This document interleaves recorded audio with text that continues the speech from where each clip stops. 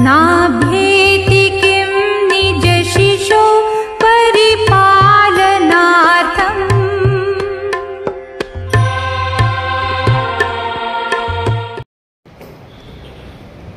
आदिमं पृथ्वीनाथ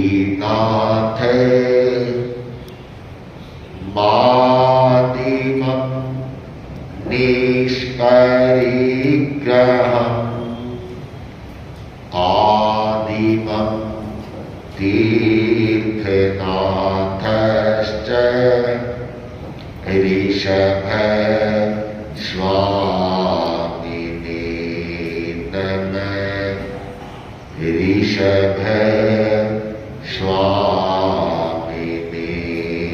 नमः। युगादिदेव प्रभु ऋषभ के चरणों में भाव भरा वंदन।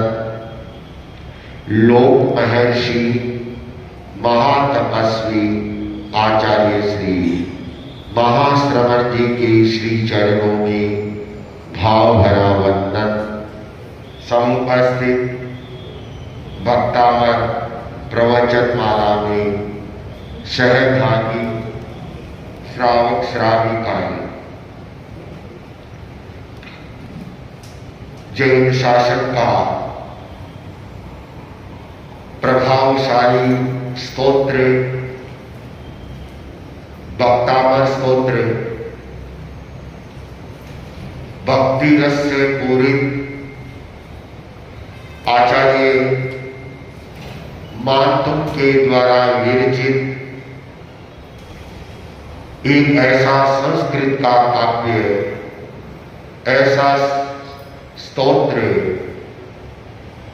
जिसमें भक्ति भी है, दर्शन भी है, तीर्थंकरों के समौ शरण का भी जिसमें आगे उल्लेख आएगा। बहुत सारे चीजें भक्तामर के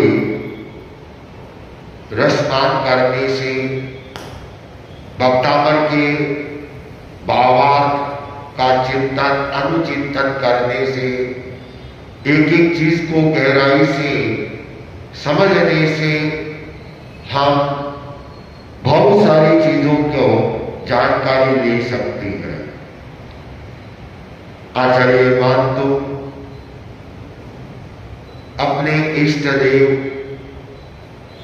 प्रभु ऋषभ की स्तुति करने के लिए, स्तवना करने के लिए वे उद्यत हुए और उद्यत होने के साथ ही संकल्प किया।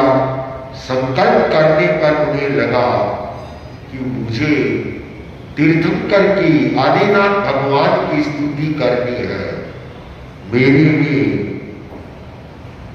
क्षमता है या नहीं है।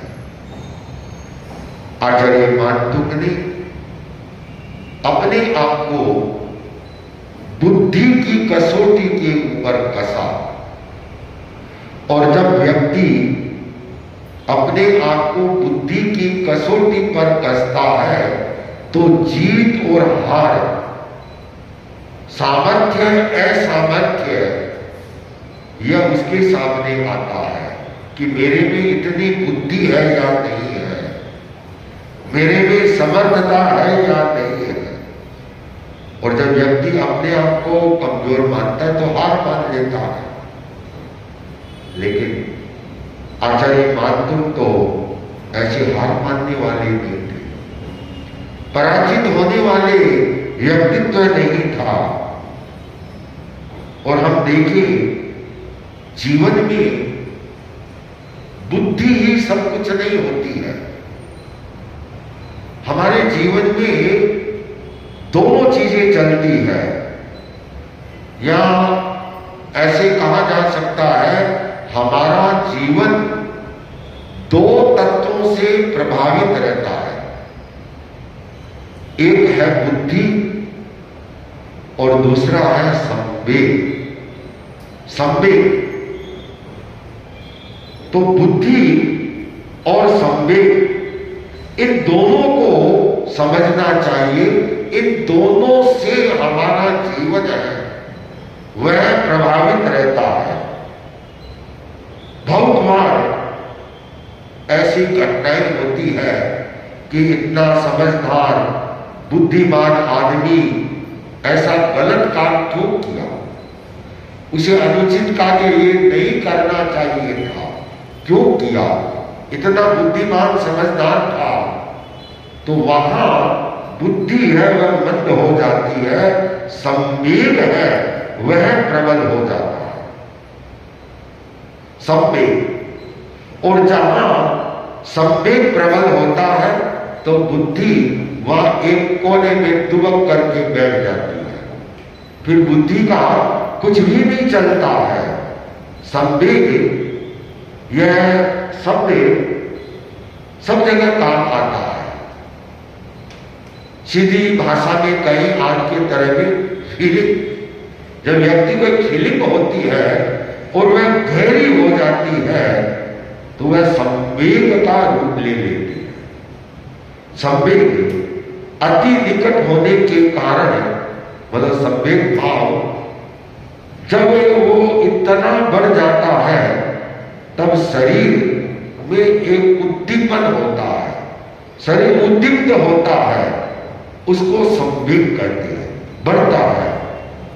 और इतना एक प्रभाव आता है संवेग का, चाहे वह भय का भी हो सकता है, क्रोध का हो सकता है, प्रेम का हो सकता है, ईर्ष्या का हो सकता है, दुख का हो सकता है, भक्ति का हो सकता है, जिज्ञासा का हो सकता है, न जाने कितने कितने प्रकार के संवेग आते हैं। और संसारिक दुखों से भयभीत करने वाला भी यह संवेग है। जब व्यक्ति इन संसार के दुखों को देखता है, सोचता है, आत्मचिंतन करता है, तो उसके मन में एक संवेग आता है और संवेग से वह संसार से अनुरक्त हो जाता है, विरक्त हो जाता है। ये एक सामान्य अर्थ है। संवेग जैन दर्शन का एक पारिभाषिक शब्द भी है, जहां हमारे सम्यक्त्व के आते लक्षण सम, संवेग, निर्वेद, अनुकंपा, आस्तिक्य, तो यह संवेग, वहां संवेग को समझाया गया है कि एक वेग है और एक समवेग, अर्थात जो वेग चल रहा है उसको संतुलित दिशा में, सही दिशा में ले जाना, वह संवेग है। उत्तरायण सूत्र में भगवान से पूछा गया, संवेगेन बनते जीवे किम जड़े, संवेग से जीव क्या प्राप्त करता है। भगवान ने कहा, संवेग से जीव अनुत्तर धर्म श्रद्धा को प्राप्त होता है। अनुत्तर धर्म श्रद्धा को, सामान्य श्रद्धा नहीं, अनुत्तर धर्म श्रद्धा, वह श्रद्धा जिससे उसके मुक्ति के द्वार खुल जाते हैं, उस अनुत्तर धर्म श्रद्धा को वह प्राप्त करता है। कैसे होता, उसकी प्रक्रिया है कि तीव्र संवेग से क्या होता है कि अनंतानुबंधी चतुष्क है, यह समाप्त होता है। अनंतानुबंधी चतुष्क, अनंतानुबंधी क्रोध, मान, माया और लोभ, जब तीव्र संवेग आता है तो उस समय ये अनंतानुबंधी चतुष्क है, ये नष्ट होती है। ये जब नष्ट होती है तो नए कर्मों का बंधन है वह रुक जाता है।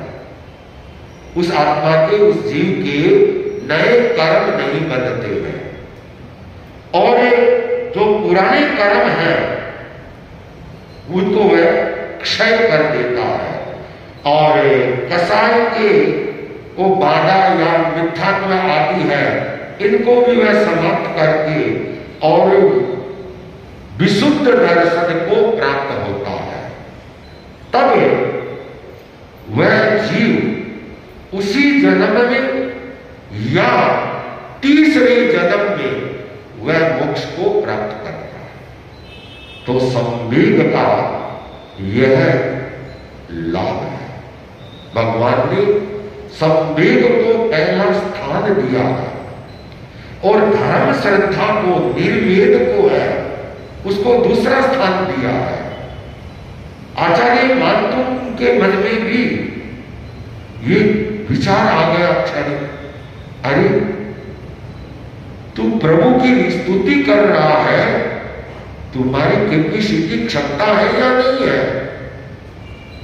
तीर्थंकरों की स्तुति करनी है, कहीं तुम बहुश्रुत लोगों का, जो श्रुत संपन्न लोग हैं, उनके उपहास का कारण तो नहीं बन जाएगा, हर्षी का पात्र तो नहीं बन जाएगा।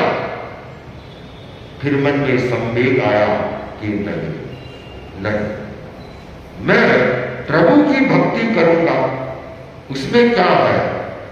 और भक्ति का संवेग मान तुंगाचार्य की इतना तीव्र आया कि बुद्धि के जो तर्क वितर्क थे वे सारे के सारे एक तरफ हो गए और आचार्य मानतुक है वे अगला काव्य रचित करते हुए बोल पड़े। सोहम तथापि तव भक्ति वसान मुनीश, सोहम तथापि तव भक्ति वसान मुनीश, कर्तुं स्तवं विगत शक्तिरपि प्रवृत्तः, कर्तुं स्तवं विगत शक्तिरपि प्रवृत्तः, प्रीत्यात्म वीर्य मविचार्य प्रियो मृगेन्द्रम्, प्रीत्यात्म वीर्य मविचार्य प्रियो मृगेन्द्रम्, नाभेति किं निज शिशो परिपालनार्थम्,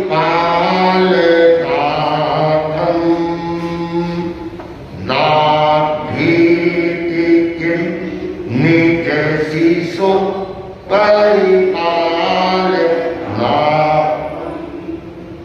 हम इसका थोड़ा सा अर्थ का चिंतन करें। पहला ही शब्द सोहम, बहुत सुंदर शब्द सोहम, श अहम सोहम, स अर्थात वह, अहम मैं, सोहम वह मैं, तथापि, तथापि अर्थात फिर भी, तथापि का अर्थ है फिर भी, तब तुम्हारी भक्ति भक्ति वसा वशीभूत होकर मुनीस है, हे मुनीस, मुनीस नाम एक संबोधन वाचक है, तीर्थंकरों के लिए प्रयुक्त हुआ है। कर्तुम करने के लिए, स्तवम स्तवन, विगत विगत अर्थात रहित, शक्ति शक्ति, अभी भी, प्रवृत्त तत्पर हुआ हूं, प्रीत्या अर्थात प्रीतिवश, ये भी संवेग है, प्रीति, भगवान आपके प्रति इतनी प्रीति हो गई है, प्रीत्या प्रीतिवश, आत्मवीर्यम अर्थात अपनी शक्ति का, अपनी आत्मा की शक्ति का, अपनी शक्ति का, अविचार्य विचार किए बिना मेरी क्या शक्ति है उसका चिंतन नहीं किया, उसका विचार नहीं किया। मृग हिरण, मृगेंद्र सिंह, न नहीं, अभेदी सामना करती है, किम क्या, निज अपना, शिशो बच्चे का, परिपालनार्थम, परिपालन करने के लिए।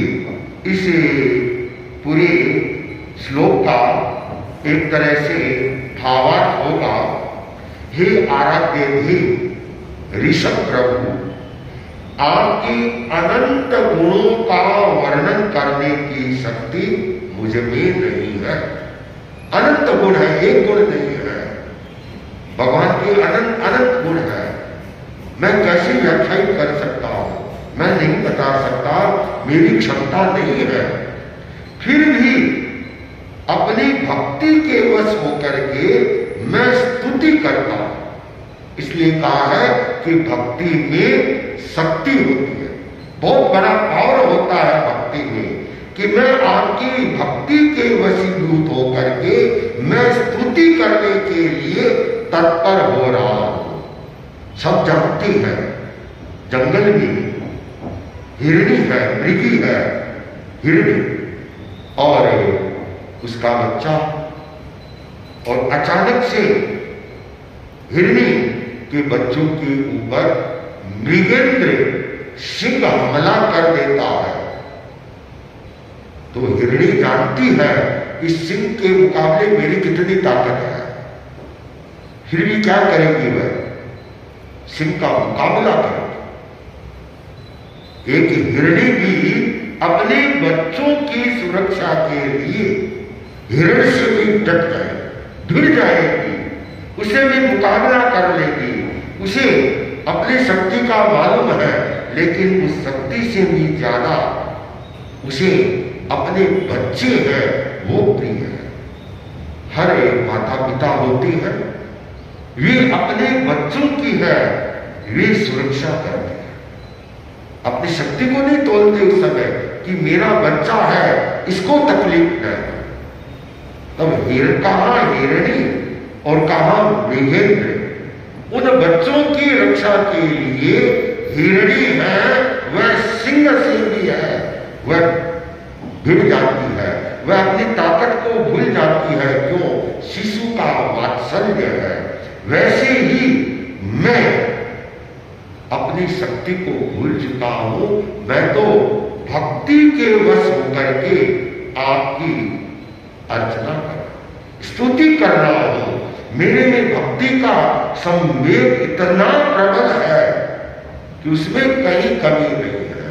और ऐसा संवेग होता है तब वह बुद्धि है, वह कुछ भी नहीं कर पाती है, वह एक तरफ हो जाती है। बुद्धि है वह कमजोर पड़ जाती है। तो आचार्य मातु अपनी कमी को भी रखा, समाधान भी दिया। जब एक हिरणी सिंह का मुकाबला कर सकती है तो मैं कौन सा कमजोर। अब इस श्लोक के प्रतिपाद्य विषय को हम थोड़े से दूसरी दृष्टि से देखें तो ऐसे भी हम समझ सकते हैं कि कर्मशास्त्रीय हमारा जो दृष्टिकोण है, जो थोड़ा सा जैन दर्शन का कर्मवाद को पढ़ा है या थोड़ा बहुत समझता है, तो कर्मवाद के सिद्धांत के अनुसार उस संदर्भ में देखें तो कर्मों की विरोधी प्रकृतियां हैं, वो एक साथ नहीं रह सकते। उनका विपाक है वो एक साथ नहीं होता है। अर्थात जिस समय क्रोध का विपाक है उस समय भय का विपाक नहीं रहेगा। ये दोनों एक साथ नहीं रहेंगे। जब संवेग का इतना तीव्र उदय है तो वो बुद्धि अपने आप पूर्ण हो जाती है। एक सैनिक है, युद्ध में जाता है, कितना उसमें जोश भरा जाता है, उसमें शौर्य का संवेग भर दिया जाता है। क्या युद्ध में जा रहे सैनिक को पता नहीं है कि वह मेरी मृत्यु भी हो सकती है? एक सैनिक के मौत का भय होता है? नहीं होता, कि उसमें शौर्य का शक्ति इतनी भर दी जाती है भय है वह कोण हो जाता है। तो दो कहना चाहिए कर्म शास्त्रीय दृष्टि से देखें इस संदर्भ में तो एक नया चीज मिल सकती है कि दो कर्मों की विरोधी प्रकृतियां हैं, वो एक साथ उनका विपाक नहीं होता है। तो यहां पर भी एक विपाक चल रहा है, एक चल रहा है। व्यापारी है, व्यापारी को मालूम है कि मैं गैर कानूनी बिजनेस करूंगा या गवर्नमेंट के नियमों को नजरअंदाज करके व्यापार करूंगा तो कभी न कभी मुसीबत में फंस सकता हूं। हर व्यापारी जानते हैं, लेकिन धन का संवेग है वो इतना तीव्र होता है, धन का संवेग, कि उस समय वो नियम कानून उसका भय दूर हो। वो एक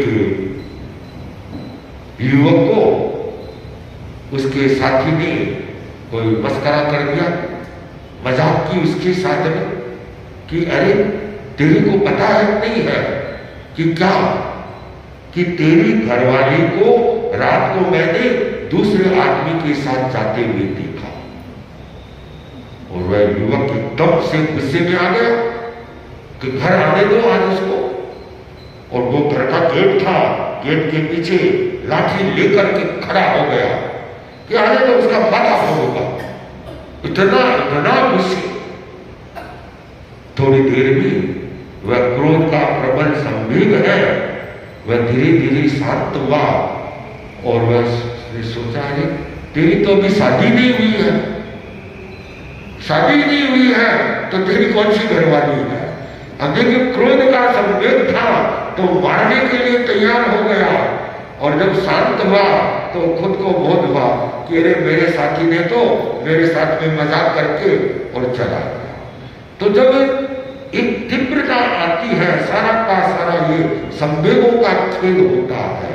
आचार्य मातुक के हृदय में भी एक भक्ति का एक ऐसा संवेग छा गया कि बुद्धि की अल्पता है तो क्या हुआ, मेरे पास में भक्ति है, मैं भक्ति के वश होकर के और आपके स्तवना करूंगा। उसमें बुद्धि का है वह कोई स्थान नहीं है। और इस भक्ति की सहारे स्तुति करने के लिए आचार्य मातुक है, वे तैयार हो गए और आगे के लिए अपने आप को तैयार कर लिया। अब देखिए आगे के श्लोक में और भक्ति के साथ में क्या क्या बातें कहते हैं। अस्तु ओम।